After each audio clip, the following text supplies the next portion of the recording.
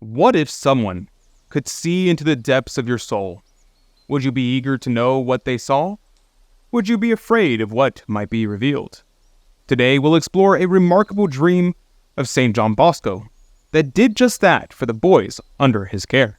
The Miracles and Prophecies of St. Don Bosco, a project of America Needs Fatima. I'm your host, Adrian Fonseca. Subscribe for new episodes every Monday, Wednesday, and Friday.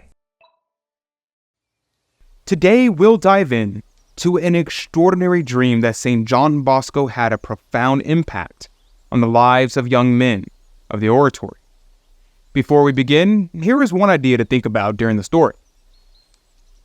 Don Bosco's primary concern was always the salvation of souls and the greater glory of God.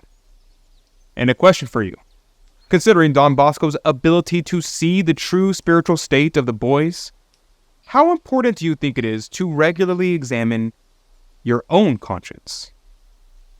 And if you're inspired by Don Bosco's unwavering commitment to his faith and to his flock, consider becoming a monthly promoter to support the continuation of this work.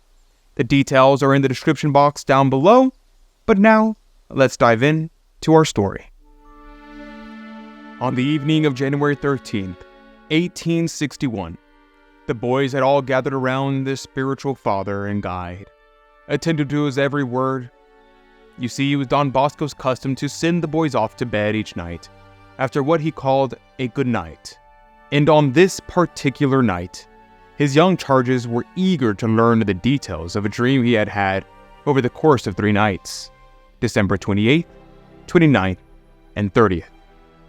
Why were they so eager? Because Don Bosco said that in this dream he had been shown the condition of the soul of each boy in his care.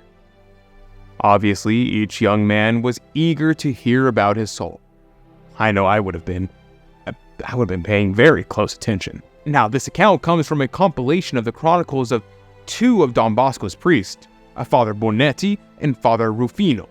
So let us join the boys as we listen to the words of the saint himself about his illuminating dream. I can name all those who were lying down. I can tell you why they were lying on straw mattresses, benches, or on the bare ground. I saw the very insides of your hearts.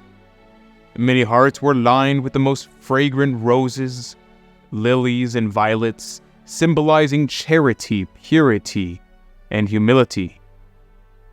But others, moth-eaten hearts made mean with hatred, spite, envy, aversion, and so on.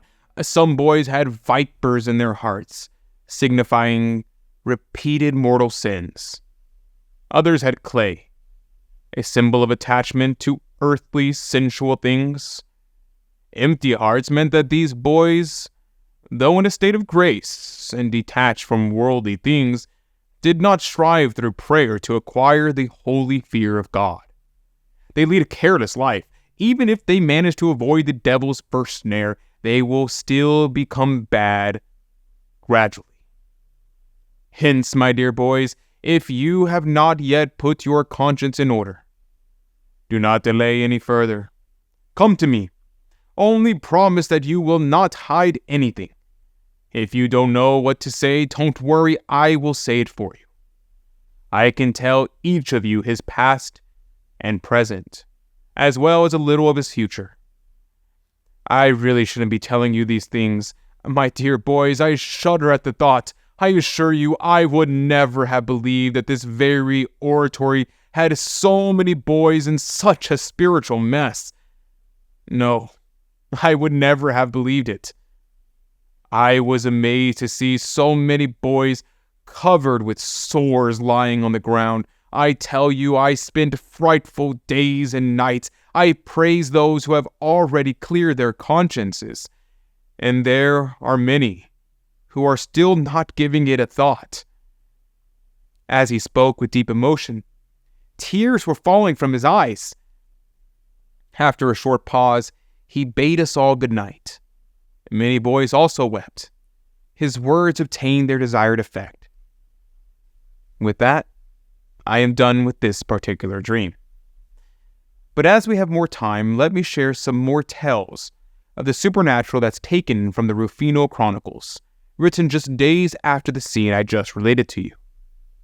Dated January 15, 1861, the artisans are still flocking to Don Bosco for general confessions. Today, some boys ask Don Bosco, "Father, how is it that you had the first dream at Christmas time, and you did not tell us right away?" Don Bosco replied, "At first I did not care to believe the dream. On the other hand, it seemed quite important, and I took time to think about it. I called a boy whom I had seen covered with the most sores in the dream, and said to him, 'You have this and that on your conscience,' according to the sores I had seen on him. He admitted that it was really so. I called another with the same result. I saw my dream fully verified again when I spoke to a third boy. After this, I could no longer doubt. The dream showed me the present spiritual condition of all my boys and also much of their future." Later, Don Bosco told a few confidentially, "I learned more theology during those 3 nights than in all my time at seminary." Dated January 16, 1861, it reads, "After dinner, a few clerics asked Don Bosco for his opinion on various theological trends and morals and theories on the efficacy of grace. 'I have studied these questions carefully,' he replied, 'and my policy is to be whatever promotes God's greater glory. What do I care if a theory is strict or lenient? The important thing is that it succeeds in guiding souls to heaven.' In fact, whenever Don Bosco mentions a new project, the norm is always to first examine whether it is conducive to God's greater glory. If it is, he minds neither labor nor expense. Nothing matters as long as the undertaking advances God's glory. He often urges us to do our best to prevent sin. When it is a matter of preventing sin, he tells us, let nothing stand in your way. Prevent sin at any cost." Father Rua too asked Don Bosco, "Is what you told us really a dream?" "I really don't know," he replied. "The fact is that when it was over, I found myself sitting in bed and feeling very cold." And he smiled. The profound impact of Don Bosco's dream on the boys at the Oratory is truly inspiring. It shows us the transformative power of self-reflection and spiritual guidance. Don Bosco's unwavering commitment to the salvation of souls and God's greater glory is a shining example for all of us. Speaking of which, you too can work for God's greatest glory by becoming monthly promoters of the miracles and prophecies of St. John Bosco. You can help spread his wisdom and values to future generations. As a monthly promoter of the miracles and prophecies of St. John Bosco, you will immerse yourself in profound spiritual benefits, including Mass remembrances and daily rosary intentions. Your generosity not only propels our mission forward, but also binds you more closely to the remarkable legacy of St. John Bosco. And based on your level of support, you may receive exquisite religious items that serve as heartfelt reminders of Don Bosco's enduring influence. One offering that fills me with excitement is a set of 2 extraordinary books, Sacred History and Roadmap to Heaven. Both written by Don Bosco himself, these books capture Don Bosco's unique ability to speak to the hearts of all ages. They are ideal for young readers, yet brimming with wisdom that even a bishop would treasure. Your monthly gift, no matter the size, creates a real and lasting impact. It empowers us to shape future generations with Don Bosco's timeless values and wisdom, continuing his mission of nurturing young souls through education, faith, and joy. The link to become a monthly promoter is in the description box down below. Join us in this essential mission and be a part of Don Bosco's lasting legacy and help spread his message of hope, love, and spiritual growth. Together, we can make a difference in real lives. In this remarkable story, we witness how God used a dream to reveal the spiritual state of Don Bosco's boys. This extraordinary grace led to profound transformations, with many boys making sincere confessions and resolving to lead better lives. Don Bosco's unwavering focus on God's greater glory and the prevention of sin serves as an inspiring example for all of us. The lesson that we can learn is that honest self-reflection, guided by spiritual wisdom, can lead to significant personal growth and a deeper relationship with God.